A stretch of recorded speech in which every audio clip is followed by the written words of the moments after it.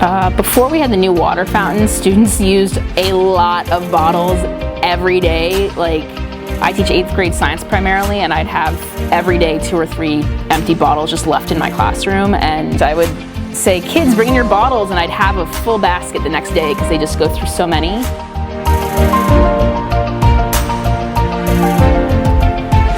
Water bottles are what really kills me. Like, there's a water fountain right here. We can drink the water from the sink in Korea. It's safe. You don't need to be drinking 5 gallons or liters of bottled water every day.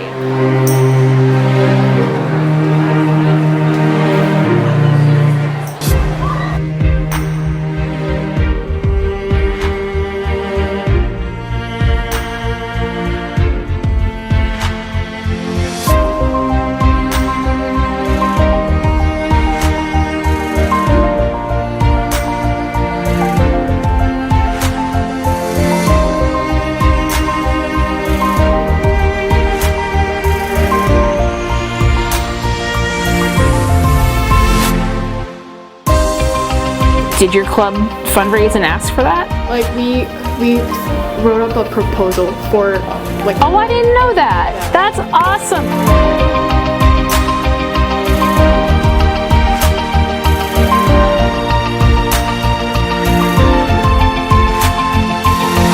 I came to school and I come in my classroom like, oh, there's a water fountain station right there, and I was like, this is amazing. It's right outside my door. It's 10 steps. I can fill it up in the middle of class when students are working, and it's just wonderful. And as soon as they started, the kids were like, Mr. Red, did you notice it?